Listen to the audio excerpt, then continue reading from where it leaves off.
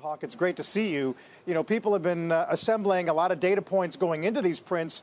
Where do you think that set of data points is the cleanest ahead of earnings? Yeah, thank you, Carl. So, you know, two names that we like here going into a very, very big week of Q2 earnings here, Microsoft and Palo Alto, like you had mentioned. Microsoft's just a very strong cloud business. They've shown some really robust numbers in a very tough tape. Stock trading around 27 times earnings, and we think the better the better value in the mega cap tech complex, and one of the best management teams out there with a decent technical backdrop here. And Palo Alto, I mean, strong billings growth, a shift to cloud has been a tailwind for them. The company will benefit from cybersecurity growth outlook, and a real bright spot, we think, in the tech complex, which has been plagued this year by macro concerns, inflationary pressure, supply chain overhang, et cetera. So another one that we're really bulled up on going into Q2 earnings and coming out of.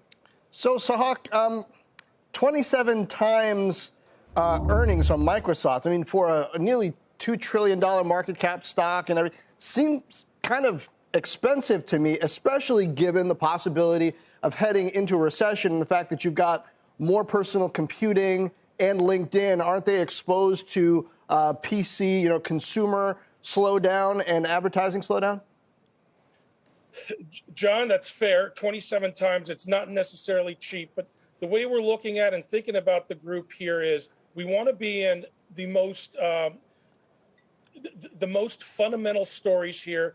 Tech sector up 8% this month versus the S&P at about 4.5% outside of today. Growth stocks have certainly been outperforming.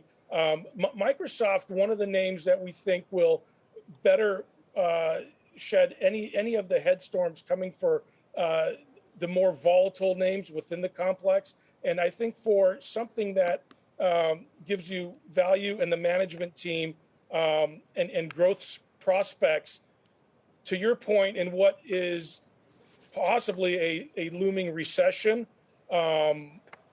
stagflation, slowing growth, et cetera.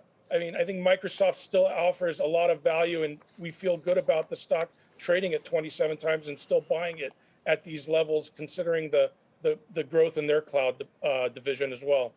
Right, and Sahak, perhaps an advantage too in the fact that it's able to bundle, something we've been talking about. Sahak, though, John brought up the idea of perhaps vulnerability in LinkedIn advertising. Amazon has also built a pretty big advertising service pretty quietly. Could that be a vulnerable point? Are investors baking that in enough when they look towards that set of earnings? It certainly can be. We'll wait and see what happens with the print and what they say. I mean, digital advertising has been very, very messy. We saw that Snap was a disaster on Friday. And again, you know, we want to focus on the higher quality names here that remain in the tech complex, coming into and really coming out of Q2 earnings and going into the end of the year. But certainly this is an area of concern. And again, we want to wait and see what they say as to any of their advertising dollars.